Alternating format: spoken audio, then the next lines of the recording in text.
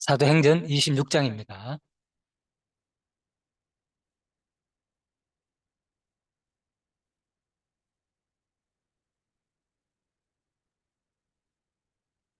사도행전 26장 하기 전에 먼저 사도행전 전체 잠깐 보겠습니다. 사도행전 전체는 개론입니다. 성령 강림에 의한 교회 설립과 하나님 나라와 주 예수 그리스도를 증거한 내용이다. 자, 이 내용은 네 단락으로 나눕니다. 오순절 성령 강림과 초대 교회 생활이 1장에서 2장이고요.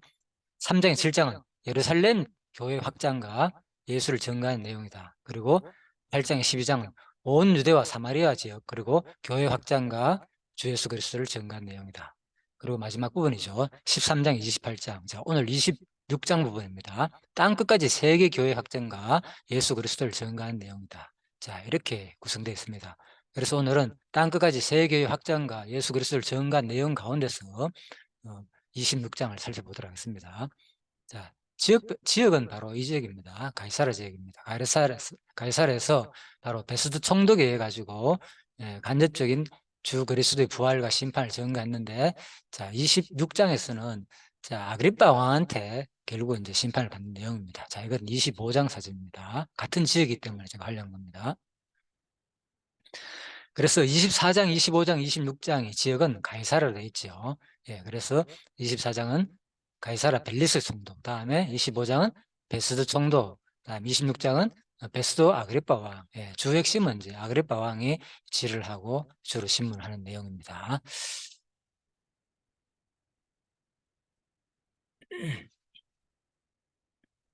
자, 26장 결론 보겠습니다. 26장은 변론을 통해 베스도 총독과 아그리빠 왕에게 간접적인 주 예수 그리스도의 부활과 회개를 전가한 내용이다.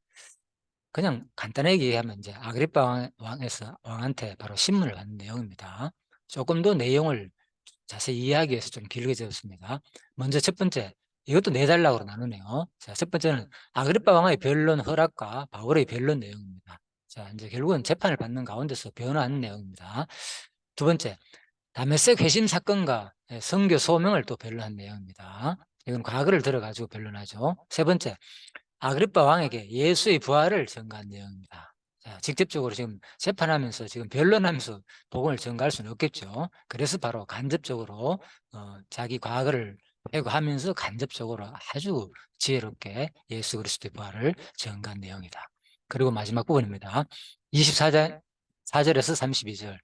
결국은 이렇게 전가하고 나니까 변론에 대한 재판 결과가 나오죠. 예, 그래서 결국은 죄가 없다. 네가 상소를 안 했으면은 풀어줄 수 있는데, 자, 이게 결론이었습니다. 아그리파 왕의 결론이었다.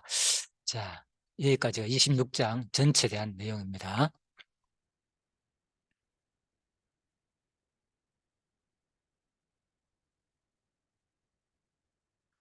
먼저 26장을 이해하기 위해서 조금 더 역사적 배경을 좀 살펴보도록 하겠습니다. 왜 그런가 하면 지금 아그리파 왕이 나오잖아요. 예, 그래서 조금 이게 이제 로마 시대니까, 자, 이때 무슨 일이 있었느냐 잠깐 볼까요? 자, 어, 아그리파 지금 사도행전은 자, 기원 후, 자, AD 한 60년경입니다. 지금 이 시기는. 그래서 이 황제로 치자면은, 그죠? 자, 여기 있죠. 자, 네로 황제 시대다. 그죠? 예, 그래서 네로 황제 시대고, 예, 그래서 여기 나오죠. 유대 총독은 바로 그때 벨릭스와 베스도였고, 네, 벨릭스가 끝나고 난 다음에 베스도가 총독이 되었죠, 지금. 예, 그래서 바로 그 당시에 이제 유대 왕은 바로 아그리파 왕이었다. 그죠? 예, 총독은 이제 로마에서 파송된 사람을 말하고요. 유대 왕은 유대 지역 출신 가운데서 그래도 좀 이제 비록 로마 치하였지만은 아무래도 그 지역을 잘 아는 사람을 왕으로 세워가지고 좀 유리하게 다스리는 내용이다. 자, 이렇게 보시면 되겠습니다. 자, 그런데 오늘은 이제 결국은 재판의 결과가 나오잖아요. 지난 시간에 주제는 사실 25장에서는 제가 이제 심판에 대해서 마지막 최후 심판과 연결해가지고 좀 다뤘습니다. 그래서 오늘 큰 주제는 사실 이제 부활입니다. 그래서 간접적으로 결국은 이제 재판을 통해서도 부활을 증거하는데 바울이, 그래서 오늘은 간접적으로 마지막 그리스도의 부활 사건을 증거한 내용으로 좀 많이 연결해 보도록 하겠습니다. 자, 그래서 이 일이 있고 난 다음에요. 60년경이잖아요. 그죠? 그래서 바로 이 시대입니다. 얼마 안 했어 가지고 70년경에, 그죠? 예루살렘이 이제 결국은 패망하죠. 70년경에 로마에 가지고. 그 다음에, 예, 그 다음에 이제 79년경에는 또 어떤 일이 일어났느냐. 그래서 이때 황제가 이제 베스파시우스 황제 때, 그죠? 자, 79년, 자, 6월 24일 날, 자, 요 베스파시우스 황제가 죽고 난 다음에 그 아들 누가 이제 황제가 되는가, 막 티투스가 장군을 했다가 예루살렘을 점령하고 이제 황제가 되거든요. 이어가지고 그 밑에 또 도미티아누스가 그 동생이 또 황제가 되지만은 일단 아무튼 이 79년에서 81년 사이, 그래서 79년 8월 24일 지난 시간에 잠깐 드렸지만요. 바로 이 시기에 한 60년, 70년, 80년 가량 한 20년 이후에 어떤 일이 나느냐, 바로 베수비오 화산 폭발 사건이 일어난다. 자, 그 얘기입니다. 예, 그래서 지금 소리를 낮췄습니다. 소리 안 들리네요. 그래서 화산이 이제 폭발했습니다. 예, 그래가지고 이날에 폼페이 사람들이 부르신 불칸을 섬기는 축제의 날이었고요. 때마침, 그죠? 놀랍게도, 그죠? 다른 이런 불의 신을 섬기는 축제의 날에 화산 폭발이 있었다. 자, 그래서 이제 이런 것들이 왜 지금 이 부분을 다루는가 하면, 오늘 마지막에 이제 심판을 통해서 마지막에 뭐 하는 장면이냐. 심판과 부활은 반드시 연관되어 있거든요. 최후 심판과 그리스도의 부활은. 예, 그래서 잠깐 시대 사항을 조금, 아그리파 왕이 언제 누구의 어떤 시대의 총독이었나, 자, 그 부분을 자, 소개시켜 드리기 위해서 잠깐 내가 말씀드렸습니다. 네로 황제 때. 자, 그 얘기였죠. 자, 하면서 우리가 항상 이 부분을 이제 역사 이 배경을, 이 당시 로마 황제의 배경을 끌어와 가지고 또 유대 시대를 좀 이해하면 조금 더 그 이해가 되리라 싶어서 제가 뭐 이런 그냥 사건들을 간단하게 그냥 소개시켜 드리는 겁니다. 자, 사도행전 26장. 그래서 일단 전체 내용을 간략하게 한번 살펴보도록 하겠습니다. 우선 사도행전 26장을 쫙 개론 중심으로 빨리 살펴보도록 하겠습니다. 1절입니다. 아그리빠가 바울에게 이르되 너를 위하여 말하기를 내게 허락하노라 하니 이에 바울이 손을 들어 변명하되. 자, 이제는 지금 가이사라에서 바로 여기 이제 가이사라 바로 아그리빠 총독부가 있는 그 궁에서 자, 변론하는 내용입니다. 아그리빠 바울이 이르되 너를 위하여 말하기를 네게 허락하노라 하니 이에 바울이 손을 들어 변명하되. 자, 아그리빠 왕이여, 유대인이 고발하는 모든 일을 오늘 당신 앞에서 변명하게 된 것을 다행히 여기나이다. 자, 이제 여기까지는, 이래서 이제 2절까지는 이제 어떤 변론의, 제가 일단 개론 중심으로 놨습니다. 1절 요 상반절은 자, 변론을 허락하는 내용이죠. 네게 허락하노라. 자, 그 다음에 1절 이제 하반절부터 요 3절 내용까지는 뭐냐, 바로 변론의 서두입니다. 그래서 아그리빠 왕이여, 유대인들이 고발하는 모든 일을 오늘 당신 앞에서 변명하게 된 것을 다행히 여기나이다. 좀 인사도 할 겸, 자, 그 얘기입니다. 보통 이렇게 하죠. 특히 당신이 유대인의 모든 풍습과 문제를 아시면이다. 좀 칭찬 비슷하게 하면서요. 그러므로 내 말을 너그러이 들으시기를 바라나이다. 자, 아주 서두를 잘 끄잡아내죠. 그 다음에 제가 4절부터 5절은 바로 개종 전 바로 바울의 이제 생활 상태를 또 변론하는 내용입니다. 내가 처음부터 내 민족과 더불어 예루살렘에서 젊었을 때 생활한 사항을 유대인이 다 아는 바라. 자, 그래서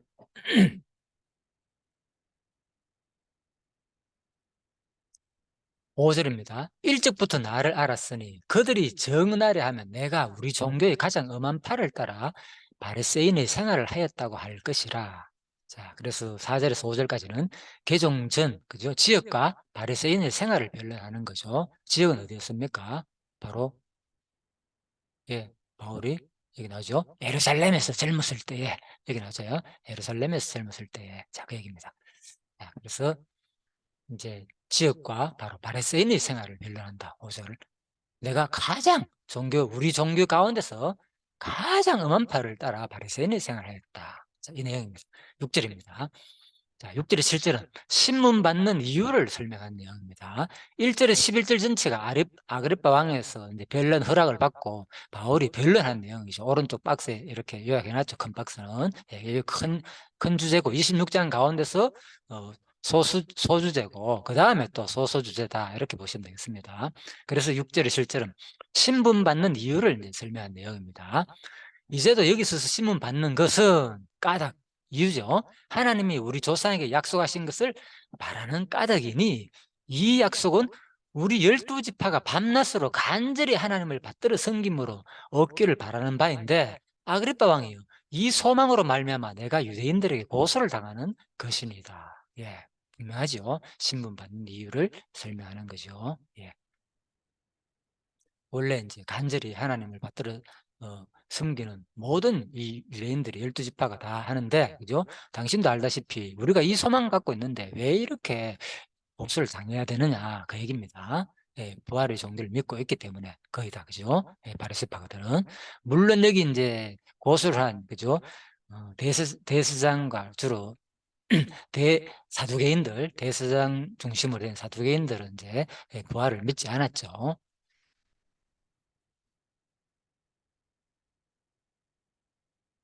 자, 8절부터 이제 10절 부분입니다. 먼저 8절은 바로 그래서 부활을 이제 증거하는 내용입니다. 당신들은 하나님이 죽은 사람을 살리심을 어찌하여 못 믿을 것으로 여기나이까? 자, 그렇죠. 간접적으로 이제 부활을 증거하죠. 당신들은 지금 바울이 재판을 받으러 가지고 그죠? 변호하면서 그죠? 지금 말해보라 그러니까 참 바울이 이렇게 핵심적으로 부활을 증가하네요. 나도 나사렛 예수 이름을 대적하여 많은 일을 행하여야 될 줄 스스로 생각하고 예루살렘에서 이런 일을 행하여 대제사장들에게서 권한을 받아 가지고 많은 성도를 옥에 가두며 또 죽일 때 내가 찬성 투표를 하였고, 그렇죠? 예, 계속 이어집니다. 11절 모든 회당에서 여러 번 형벌하여 강제로 모독하는 말을 하게 하고 그들에 대하여 심히 격분하여 외국 성에까지 가서 박해하였고. 자, 여기까지 9절에 11절이 개종전 지역과 바리새인 생활을 이제 변론했습니다. 그죠? 바리새인 생활이 주로 어떻습니까? 그 중에서도 진짜 많은 사람들을 잡아가지고, 그죠? 강제로 모독하는 말을 하기도 하고, 그죠? 예, 그들에게 심히 격분하여 외국성까지 가서 박해를 했다는 거죠. 자, 그래서 사례단일에서, 그죠? 공회에서 이 권력을 위임받았다 그랬잖아요. 바울이 그 정도로, 그죠? 대단한 사람입니다. 예, 그래서 그런 자거의 과거를 이제 고백하는 내용입니다. 그 일로, 자, 12절에서 15절은, 그죠? 바로 일단 12절에서 18절은 오른쪽 큰 박스 파란 거 있죠? 다메섹 회심 사건과 선교 소명을 변론하는 내용이다. 자, 12절, 18절은 큰 사건, 큰 주제고, 그 다음에 또 밑에 소주제가 바로 12절, 15절은 다메섹 회심 사건을 그 앞부분이죠. 자, 15절까지가 다메섹 회심 사건을 이제 이야기를 끄집어내가 변론한 내용입니다. 그 일로 대제사장들의 권한과 위임을 받고 다메섹으로 갔나이다. 과거를 들어 계속 변론하죠. 예. 왕이여 정오가 되어 길에서 보니 하늘로부터 해마다 더 밝은 빛이 나와 내 동행들을 둘러 비추는지라. 자, 이 부분 앞부에서 항상 많이 얘기했죠. 예, 갈 때마다 이런 얘기를 자기 과거를 많이 얘기하고 똑같은 내용이 반복된 내용입니다. 자, 그래서 이제 14절 계속 이어집니다. 우리가 다 땅에 엎드리지면 내가 소리를 들으니 히브리 말로 이렇게 사울아 엎드리지 마. 사울아 엎드리지 마. 네가 어찌하여 나를 박해하느냐. 가시채로 뒷발질하기가 네게 고생이니라. 자, 이게 무슨 소린가? 자, 먼저 요거 좀 본문 내용이 좀 이상한 것 같으면 잠깐 이거 확인해 볼게요. 자, 26장 14절이죠. 자, 사울아, 네가 어찌하여 나를 박해하냐? 가시채를 뒷발질하기가 네게 고생이니라. 자, 네. 14절이며 우리가 다 땅에 엎드러짐에 내가 소리를 들으니 히브리 말로 이르되, 그죠? 사울아 사울아 네가 어찌하여 나를 박해하느냐? 예? 사울아 사울아, 네가 어찌하여 나를 박해하느냐. 그렇죠. 뭔가 죄송합니다. 이거 나중에 수정하도록 하겠습니다. 사울아, 사울아, 네가 어찌하여 나를 박해하느냐. 근데 지금 뭐 엎드리지 마가 왜 들어가는지 모릅니다. 자, 편집하다가 잠깐 실수한 말입니다. 그래서 바로 어찌하여 나를 박해하느냐. 가시체를 뒷발질하려가 네게 고생이니라. 근데 이 말이 도대체 무슨 말입니까? 좀 어렵죠. 내가 대답하여 주님 누구시니까 주께서 이르시되 나는 네게 박해하는 예수라. 자, 여기까지가 바로 다메섹 회심 사건을 들어가지고 일단 변론하는 내용입니다. 자, 아무튼 자, 가시체를 예, 간단히 말씀드리면요, 그죠? 결국은 네가 지금 짐승이 낙이나 낙타 같은 어린 짐승들이 쟁기를 할 때, 그죠? 하기 싫어 가지고 길들이지 않은 짐승이 뒷발질을 하거든요. 하기 싫으면은 그때 바로 그 가시체를 매달아 놨기 때문에 거기에 뒷발질 하다가 몸매가 가시체에 박히면은 자기만 발이 아프다 그 말입니다. 그래서 쉬운 말로 네가 지금 그리스도를 믿는 그리스도인들을 박해하는데 그것은 사실 네가 박해한다고 해가지고 그리스도인들이 완전히 없어지고 그러지 않고 바로 너만 힘들다. 네 마음고생만 하고 이제 그런 내용입니다. 간단하게는 내가 대답해야 돼. 주님 누구시나이까? 누구시니까 주께서 이르시되 나는 네가 박해하는 예수라. 그렇죠. 이제 과거 다베섹 해신 사건을 말하죠. 자, 그래서 16절에 18절은 이제 본격적으로 그래가지고 이제 선교 소명을 또 변론하는 내용입니다. 그래서 12절에 18절이 다메섹 회심 사건과 선교 소명을 변론합니다. 16절 일어나 너의 발로 서라. 내가 네게 나타난 것은 곧 내가 나를 본 일과 장차 내가 네게 나타난 일에 너로 종과 정인을 삼으려 함이니. 그렇죠. 선교 소명을 말하는 거죠. 하나님께서 그걸 이제 알려줍니다. 지금. 자, 계속 보겠습니다. 17절입니다. 이스라엘과 애굽인들에게 내가 너를 구원하여 그들에게 보내어 그 애굽인이 아닙니다. 죄송합니다. 이스라엘과 이방인들에게 내가 너를 구원하여 그들에게 보내어 그 눈을 뜨게 하여 어둠에서 빛으로 사단의 권세에서 하나님께로 돌아오게 하고 죄사함과 나를 믿어 거룩하게 된 무리 가운데서 기업을 얻게 하리라 하더이다. 자, 그래서 구원해가지고 그들한테 보내가지고 어디에 이스라엘과 이방인들을 보낸다는 거죠. 그 주로 이제 바울은 사실 이방인 선교회를 중점적으로 맡았죠. 소명을. 그 눈을 뜨게 하여 어둠에서 빛으로 사단의 권세에서 하나님께로 돌아오게 하고. 자, 우리 얘기죠. 바로 사단의 권세에서 그리스도를 믿게 되면 뭡니까? 바로 하나님에게로 돌아오게 된다는 거죠. 또 죄사함과 나를 믿어 거룩하게 된 무리 가운데서 기업을 얻게 하리라. 그래서 이 돌아오는 과정을 설명하는 거죠. 죄를 사하고 그 다음에 믿음이 생기고 그 다음 뭐가 됩니까? 거룩하게 된다는 거죠. 거룩하게 된 무리 가운데서 마지막은 뭡니까? 우리가 나중에 영원한 하늘나라의 기업을 우리가 얻게 된다 그 말입니다. 자, 그래서 이 18절까지 바로 선교 소명을 이제 변론하는 내용이다. 자, 이렇게 보시면 되겠습니다. 그래서 자, 이 부분은 사실 자, 에베소서 1장에 보면요. 우리를 택하사 우리 사랑 안에서 그 앞에서 거룩하고 흠이 없게 하시려고 그죠? 우리를 택했다 그랬잖아요. 자, 그러면 거룩하고 흠이 없게 하시려고 택하는 것이 뭐냐? 구체적으로 도대체 보통 사람들은 그냥 창세전 우리를 택했다 여기에는 많이 알고 있습니다. 택한 동시에 나는 거룩하게 되었다 이렇게 알고 있는데 사실 그게 아니죠.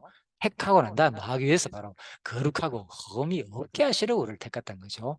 그래서 2장 그러면 도대체 또 거룩하고 흠이 없는 것은 뭘 말하느냐? 택했기 때문에 나는 이제 거룩하고 흠이 없구나. 또 이 내용이 아니죠. 택함 자체는 구원을 말하는 원리를 말하는 겁니다. 그 다음에 그 과정 속에서 이제 설명하는 거죠. 자, 거룩하게 흠이 없다는 건 뭐냐? 자, 에베소 2장에 또 설명하고 있죠. 우리는 그가 만드신 바라 그리스도 예수 안에서 선한 일을 위하여 지음을 받은 자니 이 일은 하나님이 전에 예비하사 우리를 그 가운데서 행하게 하려 하십니다. 그래서 결국은 선한 일을 위하여 지음을 받았으니까 뭡니까? 우리를 택하죠. 거룩하게 한 것은 뭐 한다고요? 선한 일을 위하여 지음을 받은 거구나. 자, 그렇다면 또 여기서 또 질문 나오는 거죠. 바로 거룩하고 우리를 택하자마자 거룩하게 되고 그 다음에 또 바로 선한 일을 하는가? 그게 아니죠. 과정을 말하는 겁니다. 에베소서는 바로 교회의 양육 과정을 설명하는 거죠. 교회를 하나님께서 교회가 어떻게 언제 어떻게 해서 교회가 출발됐나 창세 전부터 출발됐다는 거 사실은. 그래서 우리를 택해 가지고 바로 거룩하게 흠없게 하기 위해서 그리고 바로 선한 일을 하기 위해서. 그러면 또 질문이 생기죠. 그럼 선한 일은 도대체 뭐냐? 그러니까 우리가 인제 택하자마자 바로 우리가 거룩했다 됐다는 걸 알거든요. 그런데 구체적인 과정은 뭡니까? 이 선한 일을 통해서 된다는 거죠. 자.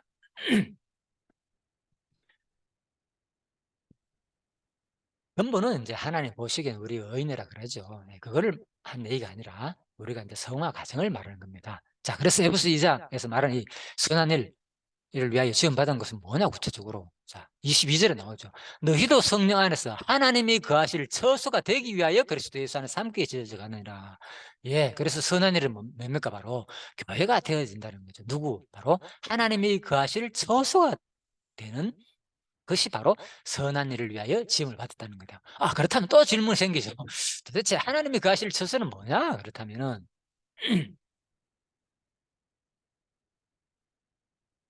자, 에베소 2장 22 절에 이 하나님이 거하시는 그 처소는 바로 고린도전서 3 장을 말하죠. 너희는 너희가 하나님의 성전인 것. 바로 하나님이 거하실 처소는 뭡니까?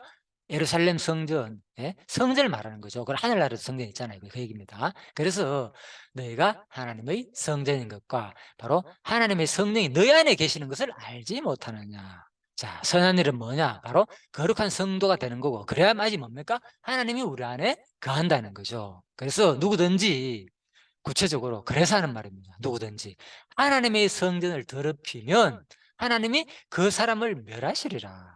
하나님의 성전은 거룩하니 너희도 거룩하니라. 그래서 바로 고린도전서 3 장에는 이 하나님의 성전에 대해서 처소에 대해서 분명히 설명하고 있죠. 왜? 고린도 교회가 너무 분열됐잖아요. 그죠?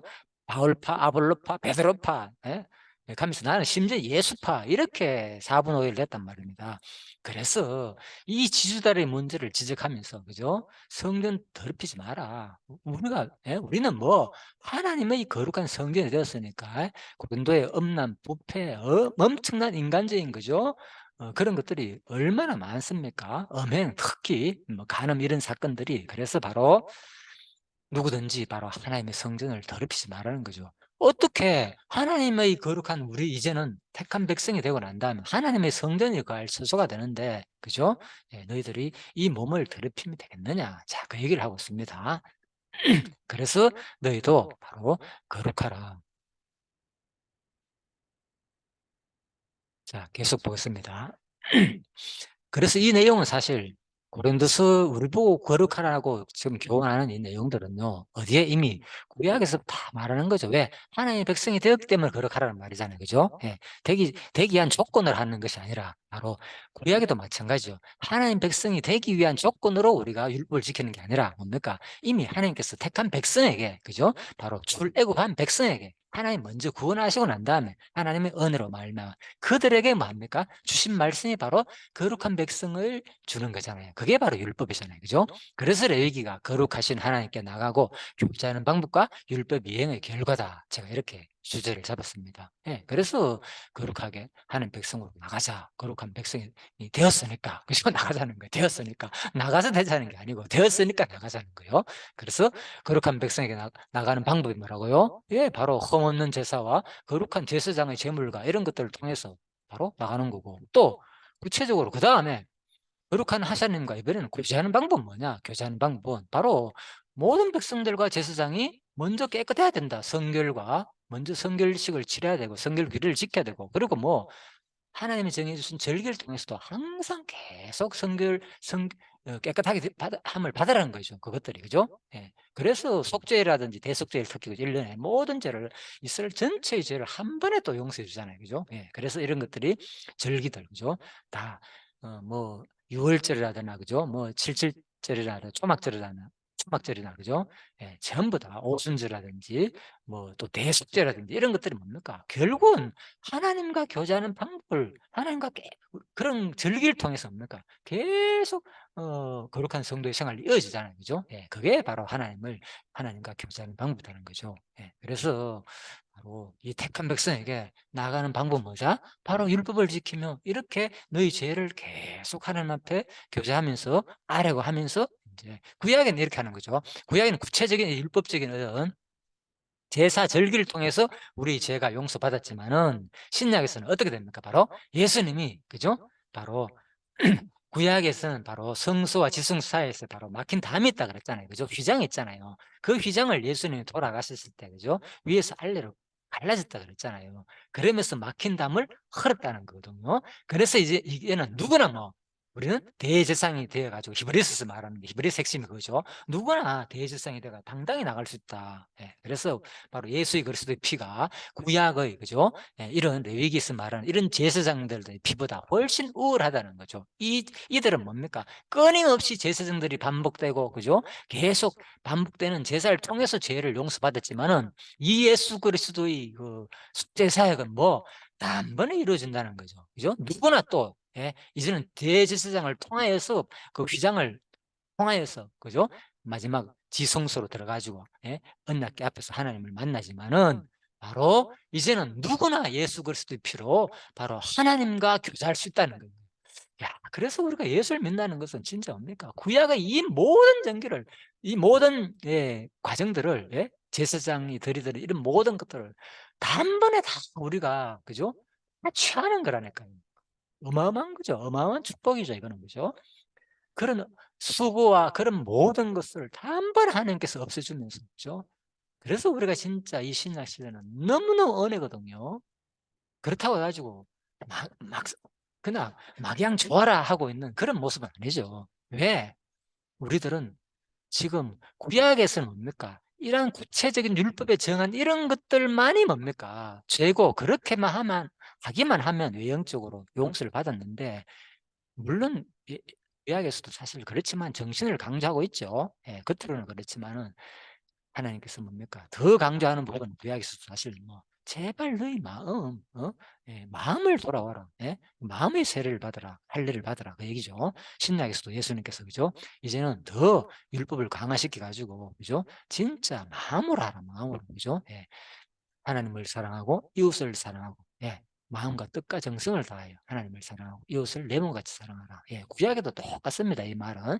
그래서 하나님이 원하시는 건 사실 이런 외형적인 어떤 제사 절기를 통해서 그냥 그 방법을 전혀 그 애국의 문화 속에서는 그죠? 종살이라는 문화 속에는 이런 것이 없었단 말입니다. 구체적인 이런 방법들이. 그래서 하나님께서는 바로 우리들한테 그 사랑하는 방법으로 구체적으로 이런 방법을 통해서 하나님께 나아가는 방법을 또 거룩한 성도가 되는 방법들을 알려줬는데 예, 그것을 모르고 그것을 형식적으로 지켰단 말입니다. 또 심지어는 지키지도 않았고 거의 구약에 그죠? 광야에서도 마찬가지고 왕정시대 도 마찬가지고 거의 뭐 참 너무나도 안타깝죠 구약에는. 예, 그래서 바로 말라기서도 마찬가지고 그죠? 이사야 선지자도 마찬가지고 그죠? 소와 짐승도 자기 주인을 아는데 너희들은 짐승만도 못하다. 예. 진짜 막 이사야서 읽어보면은 너무 우리를 그죠? 짐승보다도 못하다고 얼마나 얘기하는지 모릅니다. 예. 그래서 참 하나님의 그 심정을 말해주는 거죠. 내 자녀인데 왜 너희들 바로 그래서 신약에서 그죠? 우리는 이제 뭡니까? 구약에서는 이렇게 레위기 절기로 이렇게 그죠? 했지만은 바로 그리고 마지막에 또 알려주잖아요. 율법의 순종과 결과, 예? 복과 저주의 말씀. 하나님께서 뭡니까? 비록 내 백성이 됐지만 너희들이 예? 내 자녀의 삶을 살지 않으면 나는 뭐 사랑하기 때문에 내 백성 만들기 위해서 뭐 한다는 거예요. 바로 복과 저주로서 심판한다는 거예요. 예, 이것을 그대로 이루는 게 바로 구약 역사다. 이렇게 보시면 되겠죠. 자, 그래서 신약에서도 바로 이렇게 거룩한 성도의 삶을 말하는 이유를 아시겠죠. 예, 그래서 바로 예, 뭐 여기서 앞부분에 나왔죠. 바로 여기 나오잖아요. 에베소서 나오는 거죠. 너희는 하나님의 성전이다. 그죠? 그래서 제발 하나님의 성전이니까 좀 깨끗한 삶을 살아라고 신약에도 똑같이 얘기해 주는 거죠. 예. 그래서 이것이 그죠? 어떤 구약적인 율법이 아니라 똑같이 구약처럼 바로 진짜 마음으로 우리가 자녀가 되었으니까 이제 뭡니까? 하나님께 나아가는 방법. 레위가 하나님께 나가는 방법이라고 했잖아요. 이게 무엇이 아니라고 아니다고요? 제가 여기다 적어놨잖아요. 제일 밑에. 애고의 노예에서 벗어나 신분이 변화된 하나님의 자녀로서의 품이 있는 삶을 말한다. 그죠? 이 하나님께서 주시는 이 율법들은, 예? 어떤 구원의 조건은 하나님 자녀가 되는, 그죠? 예, 방법이야. 그러니까 자녀가 되는 조건이 아니라, 그죠? 진짜 하나님의 자녀가 되었으니까, 그죠? 하나님 자녀로서의 그 품에 맞는 신분의 종에서 바로 노예에서 해방돼 가지고 하나님 자녀로서의 그 품이 맞는 삶을 살라고 말한 것이 바로 레위기고 율법이고, 또 뭡니까? 신약의 수많은 바로 고린도에서 말하는 모든 말씀들이다. 모든 내용도 마찬가지죠. 후반부에서 스스로 후반부에 말하는 성도의 수로 거룩한 삶에 대한 내용이. 자, 그렇게 보시면 되겠습니다. 그래서 성경은 구약이나 신약이나 다를 바가 없습니다. 다 똑같이 전하고 있습니다. 자, 19절에서 계속, 자, 27절까지 이어서 하도록 하겠습니다. 먼저 19절, 23절은 아그리빠 왕에게 예수의 부활과 바로 회개를 전가한 내용입니다. 이것도 이제 직접적으로 바로 전도하는 내용이 아니까 간접적으로 재판을 통해서 이제 전가하죠. 그래서 제가 간접적으로 주 예수 그리스도 부활과 회개를 전가한 내용이다. 아그리빠 왕이요, 그러므로 하늘에서 보이신 것을 내가 거스르지 아니하고 먼저 다메섹과 예루살렘에 있는 사람과 유대와 온 땅과 이방인까지 회개하고 하나님께로 돌아와서 회개에 합당한 일을 하라 전함으로 유대인들이 성전에서 나라를 죽이고자 하였으나, 잡아 죽이고자 하였으나 하나님의 도우심을 받아 내가 오늘까지 있어서 높고 낮은 사람 앞에서 정언하는 것은 선지자들과 모세가 반드시 되리라고 말한 것밖에 없으니. 자, 계속 이제, 예, 예수의 부활을 이제 간접적으로 증거하고 있죠. 예, 그래서 자, 19절에서 그 22절, 금방 이제 증거했는데, 잠깐 볼까요? 19절에 보면 바로 아그리빠가 그러므로 하늘에서 보낸 것을 내가 그랬지 아니하고, 도대체 하늘에서 보이는 것을 내가 그랬지 아니하고 전했다는 말은 뭐냐? 그죠? 바로 바울이 지금 뭡니까? 이렇게 체포된 것을 말하잖아. 체포돼 가지고 지금 전도를 하는 과정에서 바로 이것은 뭐냐? 바로 주의 명령을 따라 유대인과 이방인 선교 사명을 바로 감당하다가 바로 유대인들에게 바로 체포되었잖아요. 그죠? 예. 그래서 체포됐기 때문에 간접적으로 내가 지금, 그죠? 아그리빠 왕이요, 그러므로 내가 하늘에서 보이시는 것을 내가 거스르지 아니하고, 뭡니까? 다메섹 사건을 말하는 거죠. 그대로 다 내가 전개했다는 거죠. 그래서 다메섹과 예루살렘에 있는 사람과 유대 온 땅과 이방인에까지 회개하고 하나님께 돌아와서 회개에 합당한 일을 전함으로 나는, 예? 이 죄밖에 없지 않느냐? 내가 뭔 그런 나쁜 일을 했느냐? 그죠? 나는 주의 명령을 따라 가지고 그냥 이 선교 사명을 한 것뿐이다. 그래서 바로 내가 지금 유대인들한테 체포되었다. 이거를 이제 간접적으로, 그죠? 복음을 전하면서 또 자기를 변화하는 거죠. 자, 그렇게 보시면 되겠습니다. 그래서 자, 23절에서 25절. 자, 근데 23절이 마지막 부분이죠. 아랫방에게 이제 예수의 부활을 증거하는 마지막 부분, 일단 단락이 끝납니다. 곧 그리스도가 고난을 받으실 것과 죽은 자 가운데서 먼저 다시 살아나사 이스라엘과 이방인에게 빛을 전하시리라 함이니이다 하니라. 자, 이러므로 자, 결국은 마지막에 최종적으로 한 번 더 또 부활을 얘기하죠. 고난을 받으실 것과 죽은 자 가운데서 먼저 다시 살아나사 이스라엘과 이방인들에게 빛을 전하시리라 함이니이다. 자, 그래서 이제 예수가 자기한테 이렇게 고난 받을 것과 또 죽은 자 가운데서 살아나고, 그리고 또 뭡니까? 이스라엘과 이방인에게 빛을 전하시리라 함이니이다. 자, 그래서 그리스도가 먼저 고난받고 죽은 것처럼 또 자기도 이렇게 이 말을 들었기 때문에 나도 지금 뭐 그 부활을 믿고 전한다는 거죠. 자, 바울이 24절입니다. 마지막 이제 24절에 32절은 변론에 대한 재판 결과입니다. 24절에 32절 오른쪽, 자, 녹색 부분에 있죠. 그래서 24절, 바울이 같이 변명하면 베스도가 크게 소리내어 이르되, 바울아, 네가 미쳤도다. 네 많은 학문이 너를 미치게 한다. 아니, 바울이 이르되, 베스도 각하여 내가 미친 것이 아니요 참되고 온전한 말을 하나이다. 자, 이렇게 말하고 있습니다. 예. 결국은 마지막에는 뭡니까? 바울이 미친 소리를 듣게 되어 있습니다. 이렇게 우리가 말씀을 제대로 전하고 부활을 듣기 전하게 되면 미친 소리를 들 수밖에 없죠, 세상 사람들한테. 자, 과연 다시 한 번 더 진짜 우리가 부활을 믿는다면 과연 바울이 어떻게 살았는가? 예? 또 우리의 삶이 지금 어떻게 살 것을 간접적으로 또 이것은 우리한테 교훈을 해 주죠. 그죠? 진짜 우리가 예수 그리스도를 믿는다는 것은 사실 미친 짓입니다.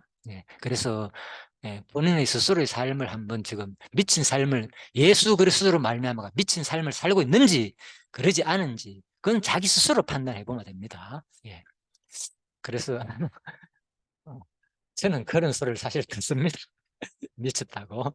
자, 왜 지금 왜 직장을 포기하고 이제 그죠? 60이 돼 가지고 아직도 일할 수 있는데 그죠?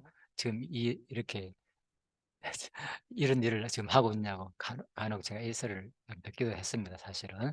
자, 아무튼 그렇습니다. 그래서 자,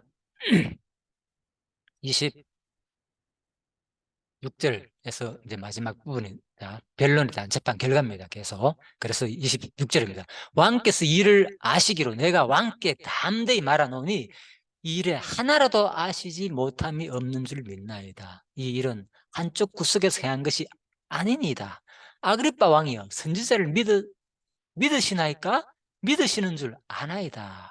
자, 이제 또 간접적으로 얘기하죠. 당신 틀림없이 믿으니까 지금 내 말에 대해서 내가 뭔 그릇 죄가 있느냐. 당신도 유대인으로서 바로 선지자를 믿지 않습니까? 자, 그 얘기입니다.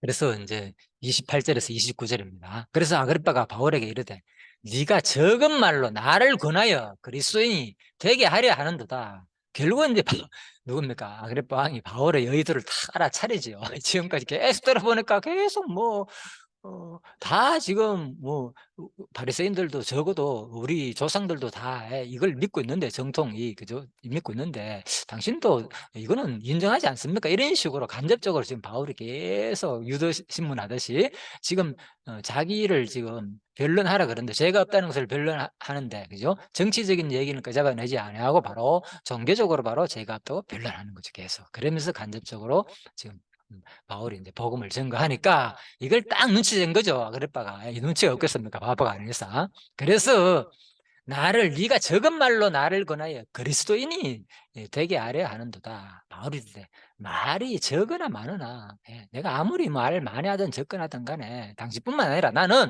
오늘 내 말을 듣는 모든 사람도 다 이렇게 결박된 거 외에는 나와 같이 되기를 하나님께 원하나이다.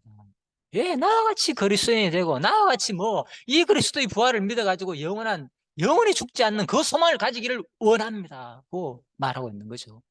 예. 그래서 26장 이제 앞부분에서 이제 8절에서 그죠? 당신들은 하나님이 죽은 사람을 살리시면 어찌하여 믿지 못할 것으로 여기니까. 자, 이 말이죠. 결국은 그죠? 나와 같이 된다는 말은. 그래서 죽은 사람을 살리는 이 부활을 사건을 믿는 나와 같은 그리스도인이 되기를 간절히 원한다는 거죠. 30절에서 32절입니다. 자, 마지막 부분이죠. 그래서 바로 변론에 대한 재판 이제 결과가 마지막 부분에 드디어 이제 판결이 납니다. 왕과 총독과 번이게와 그 함께 앉은 사람들이 다 일어나서 물러가 서로 말하되 이 사람은 사형이나 결박을 당할 만한 행위가 없다 하더라. 자, 결국은 이게 뭔가 하면 이 당시 지금 이 재판은 그죠? 누구 총독과 번이게는 유다 그러니까 베스도 총독과 그래서 이제 아그리빠 왕 그리고 이제 그 동생 번이게는 그죠? 자, 그래서 뭐 이게 아무튼 아마 어느 관계라 합니다. 아무튼 정확하게 동생인지 누인지 모르겠지만은 아마 누나인가 그럴 수도 있습니다. 아무튼 그래서 그런 관계인데 자, 그래서 이 총독과 재판받는 것은 뭡니까? 결국은 지금 나라의 일이단 말입니다. 밀란이 일어나고 그런 소유 때문에, 그죠? 무슨, 그죠? 유대 왕국이 혼란스럽고 아니면 로마에까지 영향을 미치는데 그런 문제인데 결국은 알고 보니까 종교적인 문제이기 때문에 바로 물러가 서로 말했다. 이 사람은 사형이나 결박당할 만한 것은 행위는 없다. 자, 이렇게 결론이 났습니다. 이 아그리빠가 베스도에게 이르되 이 사람이 만일 가이사에게 상소하지 아니하였더라면 석방될 수 있었을 뻔하였다 하니라. 자, 그렇습니다. 그래서 결국 가해사한테만 말해 상소하지 않았다면은 이 당시에는 그죠 가해사에게는 이 로마인의 특권이 바로 이겁니다. 누구나 가해사에게 바로 상소할 수 있다는 거, 그죠? 대단하죠, 이 당시에. 직접, 그죠? 그래서 로마까지 가가지고 이제 재판을 받을 수 있다는 거, 이런 것들이 엄청 이제, 아무튼 로마 당시나 해도 이제 이런 것들이 참 잘 돼 있네요. 자, 아무튼 그렇습니다. 그래서 바로 오늘 모든 내용은 자, 이렇게 이제 결론이 났습니다. 예, 그래서 사도행전 26장 내용 뭐라고요? 벨론을 통해 베스도 총독과 아그리파 왕에게 간접적으로 누구를? 주 예수 그리스도의 부활과 회개를 증가하는 내용이다.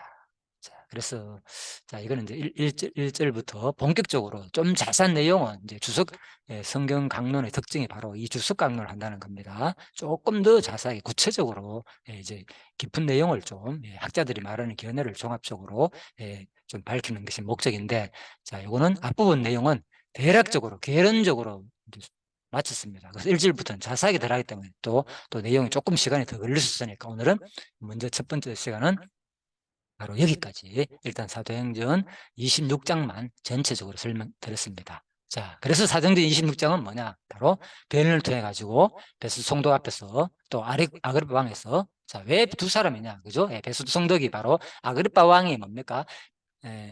베스도가 새로 총독이 됐거든요. 그래서 벨리스 총독이 이제 사임하고 난 다음에 베스도가 총독이 되자마자 누가? 바로 유대왕이니까, 로마의 총독이 왔으니까 누굽니까? 아그리빠는 유대왕이단 말입니다. 그래서 아그리빠가, 그죠? 바로 이제 가이사랴에 와가지고, 그죠? 바로 이제 인사하러 앉는 거예요. 그래서 서로 이제, 자, 그 얘기입니다. 그래서 인사하러 앉는 김에 누가? 베스도가 바로 이제 아그리빠한테, 자기는 사실 유다의 종교적인 이런 문제를 잘 모르는 입장이거든요. 결국은 상소하려면 자기가 보고서를 작성해야 되거든요. 결국은 천부장이 앞부분에서, 그죠? 보고서를 작성해가 자기한테 들고 왔듯이, 그죠? 똑같습니다. 자기도 결국은 이제 보고서를 올리고, 결국은 이제 지금 현대 재판이나 마찬가지죠. 그래서 내가 지난 시간에 재판 얘기를 했잖아요. 그죠? 변호사 뭐 의혹을 얘기하면서. 그래서 모든 재판들이 이렇게 이루어지기 때문에 결국은 이 나라의 어떤 총독이라도 또 나름대로 상소가 있게 되면 자기가 책임자로서, 그죠? 이런 것을 정리를 해가지고 상소문을 올려야 되거든요. 왜 이 사건이 어떤 사건인지를 알려줘야 되니까. 거기 가서 바울이 뭐 구체적으로 뭐 변하고 이런 거 아니란 말입니다. 어느 정도 이런 것들은, 그죠? 다 이제 지도자들이 먼저 할 일이고. 자, 그래서 아그리빠 입장에서 뭡니까? 바로 베스트 베스 총독은 바로 아그리빠 왕이 왕것에 대해서 너무 반갑게 여기고 바로 같이 이 재판에 참석해가지고 좀 사정을 들어보고 좀 같이 이 일을, 어차피 당신 문제도 하니까 그죠? 그래서 이 일을 같이 논해가지고 좀 잘 해결하자, 그런 의도로서 이 청문회가 사실 이루어진 거죠. 자, 그 얘기입니다. 그래서 이 내용을 통해서 바로 바울은 뭐 했느냐, 그죠? 간접적으로 어느 곳에 있든지 간접적으로, 그죠? 직접적으로 복음을 전가하는 장소는 아니지만은, 그래서 간접적으로 주 예수 그리스도의 부활을 당당히 누구도 두려워하지 아니하고 예수 그리스도 부활을 증거했다. 그래서 앞부분에서 바로 마지막에, 그죠? 이 일을 네가 상수하지 않았다면은 바로 석방될 수 있었다, 이래 말하지만은 사실 이게 뭡니까? 이미 하나님의 작전된 뜻이었죠. 그죠? 앞부분에서 하나님께서 두려워하고 있을 때, 그죠? 나타났잖아요. 바로 바울한테 나타나가지고 밤에, 그죠? 그래서 알려주는 거, 걱정하지 마라. 틀림없이 내가 너를 보호할 것이고, 너는 어디까지 가야 된다? 바로 로마까지도 가야 된다. 그죠? 하나님이 말씀했기 때문에. 물론 바울도 로마까지 전도할 마음이 있었고, 그래서 여기서 뭡니까? 놀랍게도, 그죠? 이것이 또 바로 과정 속에서는 뭡니까? 아그리빠 베스도가 자기 생각으로, 그죠? 이거 이렇게만 네가 상소만 했어도 내가 당장 바로 풀어줄 수 있는데라고 생각했지만은, 결국은 모든 사건들은 바로 누구를 사실 풀려났다면 어떻게 됩니까? 지금 뭡니까? 주위에서, 그죠? 여기서 가이사랴에서 바로 예루살렘까지, 그죠? 한 100km가 조금 넘고, 그죠? 그죠? 이 정도 되잖아요. 거리가 한 100km 내는데, 그래서 사실 뭡니까? 유대인들이 고사하면서, 그죠? 일로 예루살렘으로 데리고 오라 했거든요. 그래서 누구 베스도 총독 아니 누굽니까? 그러죠? 베스도 총독한테 사실 그랬잖아요. 그래서 25장에서 오라 그러니까 굳이 뭐 그럴 필요 있느냐? 내가 어차피 나 일로 가야 된다. 여기, 그죠? 한 열흘만 머물다가 어디로 가야 된다. 그래서 나 다시 내 총독 가가지고 거기서 모든 것을 해야 된다. 내 일을 해야 된다. 그래서 자기관제에 가가지고 일을 해야 되는 상황인데, 그래서 너가 답답하면은 신들이 그러니까 어차피 가야 되니까 굳이 거기 있는 것을 또 오면은 시간도 걸리고 어차피 내가 며칠 안 있다 가야 되니까 당신들이 정식적으로 고소하라 그래가서 바로 지금 그죠? 바로 가이사라 여기 이제 총독부가 있는 그죠? 아그리파 왕의 총독부가 있는 곳에서 바로 지금 일이 이루어지거든요. 예, 그래서 바로 이 상소하지 않았다면은 어떻게 되느냐? 사실 바울은 또 뭡니까? 예, 그들이 부른 이유도 예루살렘으로 불러 와가지고 재판받게 한 이유도 중간에 뭡니까? 매복해가지고 바울을 그죠? 재판자를 통해서는 죽일 기회가 없었잖아요. 도저히 죄가 안 드러나니까 정치적으로 크게. 그래서 이번에는 뭡니까? 앞부분에서 몇 번 고소했잖아요. 그래서 마지막은 뭡니까? 이번에 사실은 예, 중간에 오는 가운데서 매복해가지고 죽이려는 생각으로 그랬기 때문에 여기서 만약에 바울이 풀려나게 된다면 일은 어떻게 됩니까? 또 이들에 의해 가지고 그죠? 죽을 수도 있단 말입니다. 놀랍게도 하나님은 그래서 뭡니까? 바로 이미 바울을 또 지혜를 줘가지고 중간에 그죠? 당당히 또 상소하게 만들고 그죠? 예, 그래서 이 사람들이 하는 말이 네가 상소하지 않았으면 석방될 수 있다 이래 말했는데 바울이 그 계산해가 그래 하진 않았겠죠. 하나님 뜻대로 뭡니까? 분명히 어디에 로마까지 가라는 명령을 받았고 자기도 그걸 갈 마음이 있었고 그죠? 목숨을 가하고 세계 땅 끝까지 그죠? 복음을 전가할 마음이 있었기 때문에 바로 이 내용들이 알고 보니까 철저한 하나님의 역사 섭리 가운데서 또 이루어진다는 것을 우리가 알 수 있겠죠. 이 부분은. 그래서 성경은 두 가지를 동시에 말합니다. 그래서 예, 바깥으로 드러나는 것은 우리의 노력과 그죠? 진짜 목숨을 각오하고 그죠? 복음을 전가하는 모습을 또 권유하기도 하고 또 그렇지만 그 이면에는 그것을 또 전체적으로 역사하시는 하나님의 섭리가 항상 같이 포함되어 있다는 것을 우리가 같이 알아야 된다는 거죠. 예. 그래서 이 두 가지를 항상 같이 알면은 너무나도 이 성경이 잘 우리에게 와닿고요. 그렇지 않고 둘 중에서 한쪽에 치우치되면 이제 인본주의가 되는 거고 아니면 완전히 신본주의. 신본주의란 말은 상당히 좋죠. 그렇지만 이것도 문제가 있습니다. 예. 그 과정을 인정하지 않게 되면 뭡니까? 그냥 이론에, 신학적인 이론에 빠지니까. 예, 이 부분이 제일 중요합니다. 예, 그래서 제가 이렇게 뭐 굳이 이 얘기를 할 필요는 없겠지만은 조금 더 우리가 많은 사람들이 지금 그죠? 예, 열심을 강조하는 사람 아니면 뭐 또 하나님이 다 하신다는 쪽을 강조하는 사람이 지금 많이 좀 갈려 있다는 그런 생각이 들어서 제가 하는 얘기입니다. 자, 그래서 그냥 참고하시고요. 그래서 이 아무튼 이 사도행전에서 말하는 것은 바로 진짜 그죠? 이 과정 속에서 얘기니까 그죠? 진짜 과정 속에서 얘기지만은 또 하나님이 그 배후 속에는 모든 것들이 그죠? 예, 하나님의 그 섭리 역사가 있다는 것을 분명히 말해주는 내용이죠. 자, 그래서 오늘 내용은 통하여서 여러분들이 그죠? 과정 속에서 지금 나를 하나님께서 그러면 어떻게 내 마음을 이 과정 속에서 하나님의 그 작정된 삶을 이루는지를 우리는 고민하면서 한번 또 생각해 보면서 그죠? 내 지금 내 삶의 자세가 과연 그리스도인의 삶으로서 미친 소리를 듣는 삶이었는지 아니면은 그냥 평범하게 아무런 그리스도의 삶이 드러나지 않는다면은 분명히 성경 말하잖아요. 그죠? 예. 우리 삶을 통해서 그리스도인이 그 모습이 증거된다고 그죠? 예. 그렇지 않는다면 우리 진짜 그죠? 내가 그리스도인인지 이런 것도 한번 우리가 어, 반성해보고 생각할 수 있는 거죠. 이걸 공부하는 이유가 뭡니까? 그죠? 예. 그래서 모든 것은 하나님 뜻대로 됐네 이렇게 말하는 사람은 뭐 그렇게 생각하고 끝날 수도 있어요. 그렇지만은 사실 성경은 그것만 강조하는 것이 아니라 그랬잖아요. 그죠? 그 이면에는 또 직접적인 과정 속에서는 하나님이 이제 부모에게 구원의 조건 아니라 나의 백성의 삶으로 제가 말씀드렸죠. 에베소서 얘기해서 계속 왜 이런 과정 속에서 나를 구원하고 택했고 하나님 자녀를 삼았는지 거룩한 성도를 만들어 가지고 교회 세우는 그 과정 속에서 구체적으로 하나님과의 관계 속에서 진짜 얼마나 내가 너를 사랑했고 네가 성도 내 백성이 되었다는 것이 얼마나 가치로운 것인가를 뭐 구체적인 거룩한 성도의 삶을 통해서 느껴보라는 거죠. 이게 바로 하나님 거룩한 백성의 삶이다. 예, 예, 그렇죠. 애굽 종살이의 삶과는 완전히 다른 거죠. 그래서 사실 그런 면에서는 이 예수님의 이제 제자가 된거나 아니면 신분이 바뀌었다는 것은 좀 어려울 수도 있어요. 사실은 예? 몰랐을 때는 내 자유롭게 막 살아도 아무 문제가 아니잖아요. 그것이 나에게 될 것도 없고 내 육신의 소욕대로 삶아야 되는데 그런데 이제 신분이 바뀌다 보니까 그죠? 이 사도행전을 공부하면서 이렇게 내가 신분이 바뀌었고 바울의 이 모습을 보면서도 그죠? 우리가 느끼는 거죠. 와, 이렇게 바울이 하나님의 구원의 결과로 먼저 부활의 소망이 있고 난 다음 얘기잖아요. 그것이 확신을 가지게 되니까 야, 진짜 목숨을 각오하고, 그죠? 이 부활의 소망을 마지막까지 전하고 싶은 생각이 들었다는 거. 그래서 저도 사실은 그동안에는 좀 그것이 약했는데, 지금 이번에 사도행전을 하면서 제가 이것이 너무 강하게 많이 들었어요. 나도 이 삶을 살고 싶다, 이런 생각이, 그죠? 강하게 왔습니다. 여러분들도 꼭 그런 마음이 같이 또 일어났으면 하는 바람이 있습니다. 개인적인 소망입니다. 자, 기도하고 마치겠습니다. 하나님 감사합니다. 사도행전 오늘 26장 말씀을 통해서 참으로 하나님께서 바울이 어느 곳에 어느 자리에 있든지 오직 바울의 마음은 오직 그리스도의 죽으심과 부활을 증거하는 마음으로 가득 찼음을 느꼈습니다. 예수님도 마지막에 최후 만찬 속에서 그 모든 것들을 통하여서 이것이 나의 피고 나의 살이다 하면서 떡과 포도주를 나눠주면서 결국은 마지막 죽는 날까지 이것을 기념하러 가였습니다. 그리스도의 죽음과 부활을 바로 증거하고 기념하는 것이 우리 먹고 삶의 가장 큰 목적인 줄 압니다. 하나님, 과연 이 시대에 참된 그리스도인의 사람이 불려지는 사람은 많지만 진짜 참된 그리스도인을 과연 발견하기가 쉽지 않은 줄 압니다.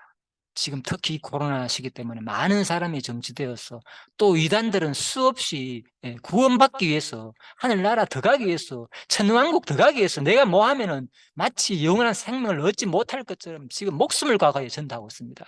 그런데 지금 진짜 정통 기독교라고 하는 많은 사람들은 또 그런 모습들을 나름대로 그냥 바라보면서 방관하면서 저렇게 해가지고 저게 제대로 되는 거냐 비난만 하고 있는 현실이, 이것이 바로 사실 현실일 겁니다. 다시 한번 더 우리의 모습을 돌아보게 하시고 과연 우리가 어떻게 살아야 될지를 자기 믿음의 분량과 환경과 여건에 맞는 삶 가운데서도 우리가 진짜 그리스도인으로서 또 이 부활을 증가하는 그런 삶이 우리 생활 속에서도 드러나게 하여 주시기를 간절히 바라옵고 모든 것을 감사드리며 예수님 이름으로 기도드립니다.